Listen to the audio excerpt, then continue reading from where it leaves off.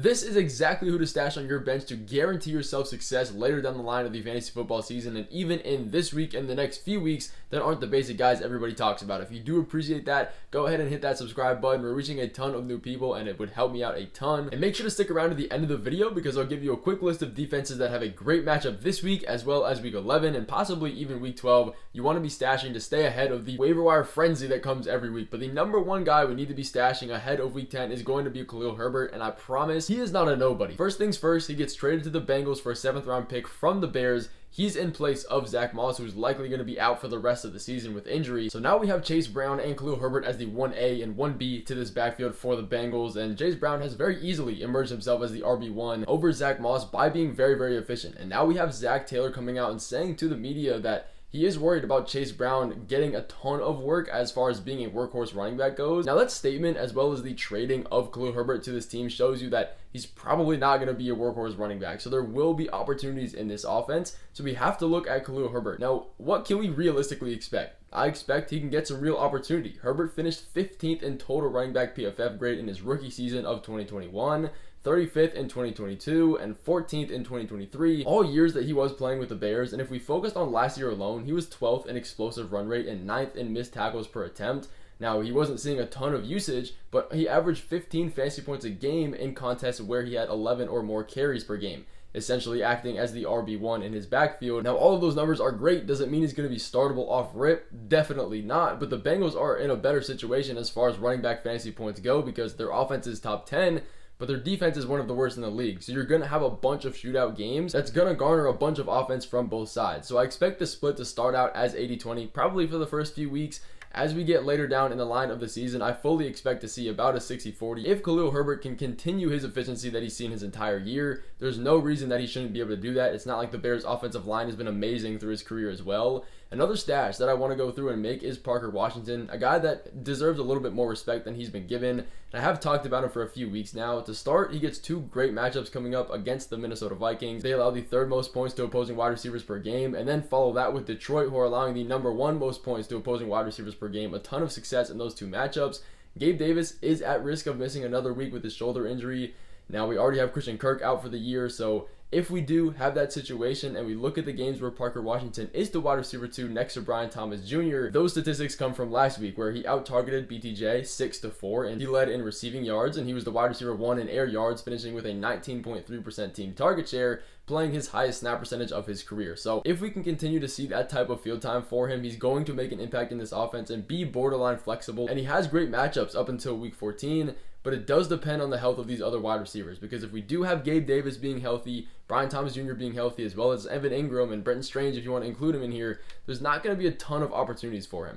But if Gabe Davis continues to deal with his shoulder injury, which he is right now and questionable for week 10, we can put him in our lineups, but definitely still a guy we do want to be seeing and stashing in our leagues. But Jatavion Sanders is worth a spot as well at the end of your bench, especially if you're A, dealing with injuries at the tight end position, B, have a bunch of bye weeks at the tight end position. He may be the guy for you. Last week, he put up 4 receptions on 5 targets for 87 receiving yards. That led the team in yardage while running 21 routes compared to every single wide receiver on this team at the top of 28. So that's really good involvement for a tight end, first of all. Sanders has also seen 5 or more targets in his last 4 out of 5 games, despite the terrible quarterback situation that he's had to deal with. And this team doesn't have the ability or really the time in the pocket to throw really far downfield and have those high fantasy point per reception opportunities. But that's not a problem for tight ends because you're going to operate in the short to intermediate game regardless. So that's technically a plus for Sanders as well. And he is a top tight end in PFF grade, behind Brock Bowers, especially isolating. Last week, he was the number 2. Now, he does get a tougher matchup against the Giants in week 10 this week, who are allowing the 3rd least points to opposing tight ends, followed by a bye week in week 11. So he might not be the highest of priority for you as far as stashing tight ends go, but he is the tight end 16 in yards per route run with every single game combined this season, even when he was trying to work up in snap percentage at 1.41. That's still next to tight ends like Njoku and like Jake Ferguson. And over the last month of the season isolated, that number has jumped up to 2.46, so a ton of efficiency and great numbers looking his way. He is a guy that I am looking to stash. But if you're a person that likes to stash running backs specifically, this is going to be the part of the video for you because we're going to go over Ray Davis. A quick and super obvious answer. The last week, he broke a huge play and he got a bunch of fantasy points because of it. Finished with 17. So it made his value look a little bit higher than it actually is. He's not going to be seeing over double-digit fantasy points every single week, but he does continue to be amazing on the low number of touches that he does get, and he's very, very efficient. And that is what you want for running backs that make a push into their offense. It's the same thing we see with the Tyrone Traceys of the world, with the Chase Browns even of the world. It's not hard necessarily to come into the running back position and earn yourself touches, at least compared to other positions like quarterbacks, tight ends, and wide receivers. So we have to be realistic. Ray Davis is not going to come in and steal the starting role from James Cook. He's an experienced running back. He's a great running back, a good receiver. Ray Davis just doesn't have that. He's not going to take it. But he is going to be a very, very good handcuff next to the top guys like Tyler Algier, possibly even better than him. I think he might be the best handcuff in fantasy football, which by all means can be very valuable. Look at Jordan Mason, a very valuable handcuff. Again, even Tyler Algier counts as that. The Bills have a great run game on top of that, and the volume is also very consistent. They are just outside the top 10 in rushing attempts per game, and they are top 5 in rushing touchdowns and 3rd in red zone efficiency on the year.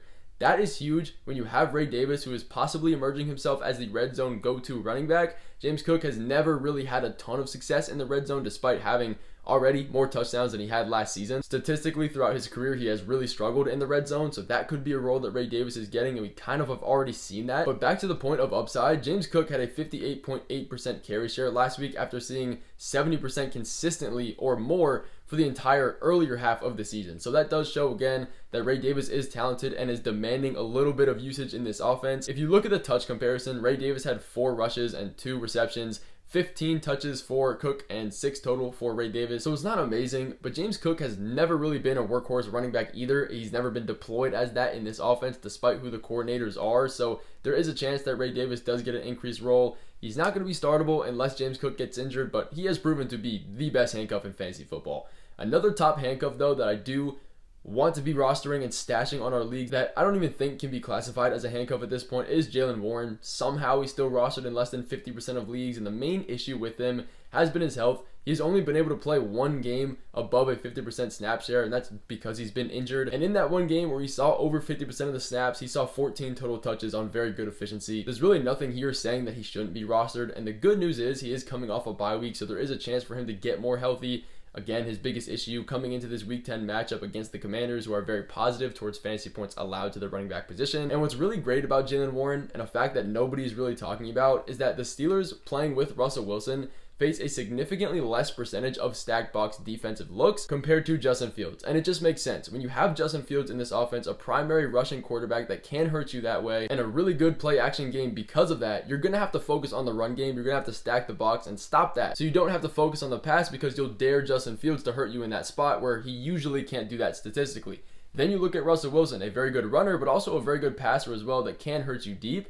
That has forced other defenses to not play in a stacked box formation as much because the offense can move in both ways. So if you compare the two with Russell Wilson, this team is facing on average about a 25% stacked box percentage compared to Justin Fields, where that number is just close to 60. So when all of the defense is in one place and focusing on the run, it is extremely difficult to get yards after the catch and actually be efficient on the ground.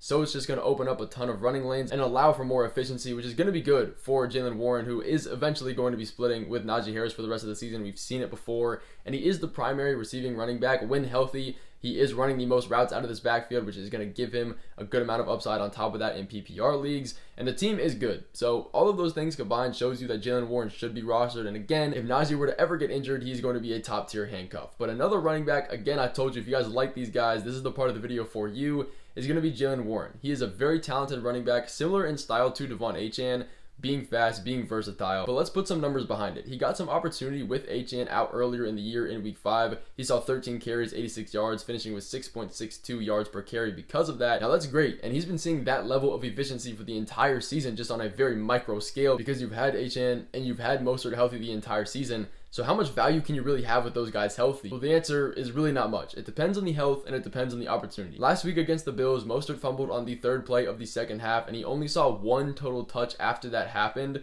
And if you look at the running back split in usage, Achane, after that fumble, was on the field for 79% of the snaps. Jalen Wright was on the field for 24%. And then you have Raheem Mostert down at 10% of the snaps ever since that fumble. So if somehow that kind of thing can continue and that usage split can continue and Jalen Wright makes himself this RB2, there will definitely be value for him because we saw last year how good Etienne and Mostert were able to be together in that backfield. This offense really hasn't changed. He does have value in that way, but he's going to need to earn it. So he's not an urgent add, but you definitely want to be having his name in circulation because the second something like that does happen, he's going to be the instant #1 waiver add of the week. But some wide receivers is going to be Jalen Coker. He's becoming a better and better stash as the weeks go on. That initially started with Deontay Johnson getting traded to the Ravens, and that fact alone is freeing up about 9 targets a game into this offense that have to go somewhere, going to the main wide receivers in this offense, as Coker, Thielen, and Leggett tend to be that. But even a few weeks before Deontay Johnson left this offense, Coker was seeing a 50% snap share consistently and never really dipped below that. If you look at his underlying numbers, though, and why he's a good stash, he's been able to be very efficient in an offense that hasn't been great. He's averaging a 10.5% first down per route run percentage and just shy of an 80 PFF grade, which is pretty good for rookies. And now we have no Jonathan Mingo, who's been traded to the Cowboys. Hopefully that will open up some more room and opportunity for him now. The only downside is that out of nowhere, David Moore started seeing over 80% of the snaps. That doesn't really make any sense because he's not a great player as far as his player profile goes. And his previous years in the NFL, you'd expect with a young team, they'd go with Jalen Coker with more of the snaps and let him really take the run in this offense. But I don't see him being a huge threat for the remainder of the season. As far as instant value goes, Coker might take a little bit more time because he is seeing those snaps, but I fully do expect him to be one of the top wide receivers in this offense as the weeks go on. Now, they get a matchup against the Giants in week 10, followed by a bye week on top of that in week 11, so he's not necessarily instant add, but definitely keep your eye on him as well. And then I'll be continuing to talk about Drake May, especially with the bye weeks and the injuries to Dak Prescott and guys like Caleb Williams not performing. He can be a stash on your bench, and he really isn't rostered in as many leagues as he should be. In his 3 healthy games this season that he's played in full, he's averaged over 20 fantasy points a game. That would put him just outside the top 5 in fantasy quarterbacks. In this offense, it's completely different with Drake May. They're averaging over a touchdown more points per game with him compared to Jacoby Brissett. He really does move the ball and allow this offense to work a little bit more. He takes it from the literal worst offense in the NFL to about average, and that jump is really good. Now, we do have to be realistic. He does have a tough schedule coming up against the Bears, Rams, and Dolphins in his next 3. He's not immune to turnovers. He's still definitely a raw prospect, but the rushing statistics alone keep him viable in fantasy football and make those tough matchups not as worrisome. He's averaging 6 carries a game and 60 yards on the ground per his healthy games. Those are really good numbers. But as for some defenses we can stash this week and for the next few weeks coming, the #1 option here is going to be the Bears. Their roster percentage did jump pretty high after the waivers cleared this week because they get a really good matchup against the Patriots, but they're averaging about 3 sacks and a turnover forced a game, which is very good. And they have a really strong secondary, so that's also a positive. We can also go get the Falcons if you can't get the Bears if they're rostered in too many leagues. They get a matchup against the Saints this week, who are dealing with way too many problems, quarterback issues, all their wide receivers are injured, they really can't generate offense. They lost to the Panthers last week.